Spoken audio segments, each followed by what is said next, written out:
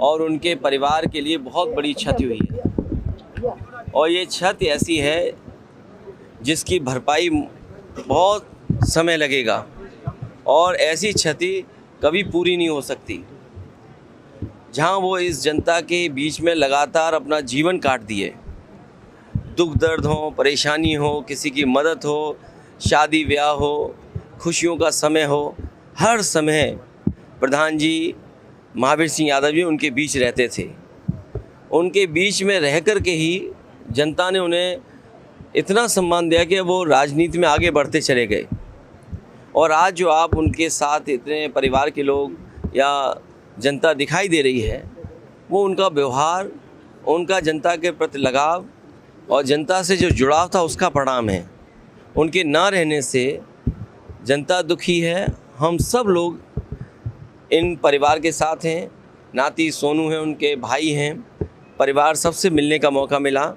हम सब लोग उन्हें भरोसा दिलाते हैं जिस तरीके से सुख दुख में और हर समय हम समाजवादी लोग उनके परिवार के साथ खड़े रहे, भविष्य में भी उन परिवार के साथ हम लोग खड़े दिखेंगे। अच्छा, जिस तरह से कर्नाटक के नतीजे आए हैं तो 2024 को लेकर किस तरह से अब तैयारियां रहेंगी और क्या उसका संदेश? देखिए, अगर हम परिणाम कर्नाटक का देखें और उत्तर प्रदेश का निकाय के चुनाव को देखें, वहाँ जनता ने परिणाम ऐसा दिया है कि भारतीय जनता पार्टी देश से बाहर जाएगी। और जो निकाय चुनाव में थे, अधिकारियों ने अगर बेईमानी न की होती और जिस तरीके से जगह जगह से सूचनाएं मिल रही हैं, अधिकारी खुलेआम हस्तक्षेप कर रहे थे, वोटर लिस्ट से लेकर के सरकारी कर्मचारियों का व्यवहार और सरकार का दबाव, ये बता रहा है कि आने वाले समय में भारतीय जनता पार्टी न केवल जहां कर्नाटक से साफ हुई है, उत्तर प्रदेश या अन्य राज्यों से भी भारतीय जनता पार्टी का सफाया होगा। अच्छा, जिस तरह से MIM पार्टी और आम आदमी पार्टी ने मुस्लिम वोटों का ज़्यादा ध्रुवीकरण हुआ उससे, तो समाजवादी पार्टी की आगे 24 को लेकर लड़ाई क्या रहेगी फिर? मैं आपसे कहूँगा कि जिस तरीके से आप पढ़ रहे हो और देख रहे हो और डेटा को एनालाइज कर रहे हो, दोबारा पलट करके देखिए।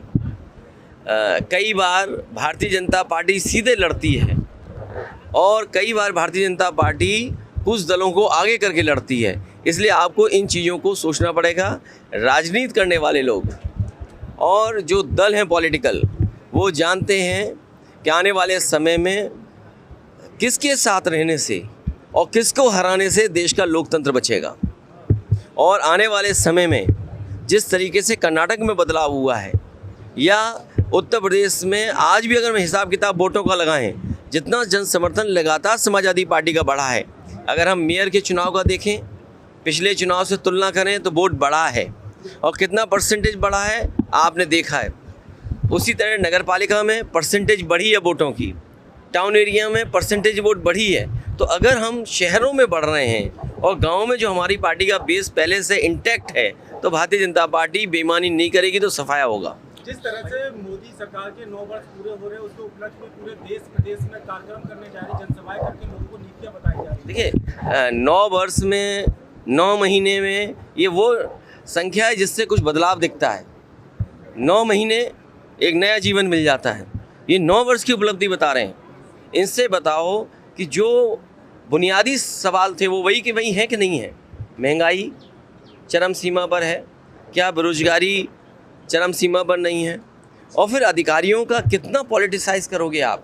जो पार्टी अपने आप को ये कहती थी कि हम अधिकारियों को पॉलिटिसाइज नहीं करते, अधिकारी बड़ी संख्या में भारतीय जनता पार्टी के कार्यकर्ता बनकर के काम कर रहे हैं। तो क्या लग रहा है कि जनता की समस्याओं को लेकर खड़े उतर पाए सरकार? देखिए, आपको याद होगा धुएं के लिए सुप्रीम कोर्ट को हस्तक्षेप करना पड़ा और इस देश के वो प्रधानमंत्री हैं या वो बीजेपी है जिसने सबसे ज़्यादा झाड़ू उठाया।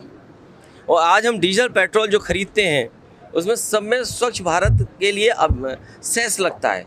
अगर डीजल पेट्रोल से पैसा इकट्ठा किया जा रहा है, नमामि गंगा में पैसा दिया जा रहा है, तो ये सवाल वही का वही खड़ा है कि कूड़े का निस्तारण इनकी सरकार में ठीक होगा कि नहीं होगा, नालियाँ साफ़ होंगी कि नहीं होंगी।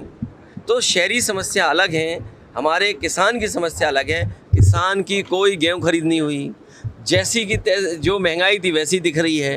जो तकलीफ है वैसी दिख रही है। तो क्या बदला है 9 साल में? तो 24 को लेकर अब क्या तैयारियां पार्टी करने जा रही है, चूंकि राष्ट्रीय लेवल पर सब अब एक होने की तैयारी जो हो रही है विपक्ष। तैयारी ये करनी है कि आपके चैनलों से बचा जाए एक आखिरी सवाल ये है, जिस तरह और आपके प्रचार से बचा जाए। जिस तरह से बीजेपी पूरे प्रदेश में जहाँ सीटें हारी उसको लेकर समीक्षा कर रही है और वहाँ के सांसद विधायक उससे रिपोर्ट कार्ड मांग रही है कि हारी।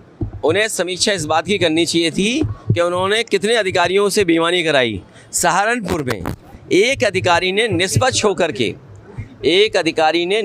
होकर के उसका रिजल्ट दे दिया, तो उसे शंटिंग कर दी, उसे छुट्टी भेजने की तैयारी है। और तमाम अधिकारी ऐसे हैं जो बीजेपी के लिए काम करते रहे, काउंटिंग से लेकर के काउंटिंग के बाहर स्थलों पे। और पत्रकार साथियों, आप सब वो बातें जानते हो, क्या छिपाए आपसे?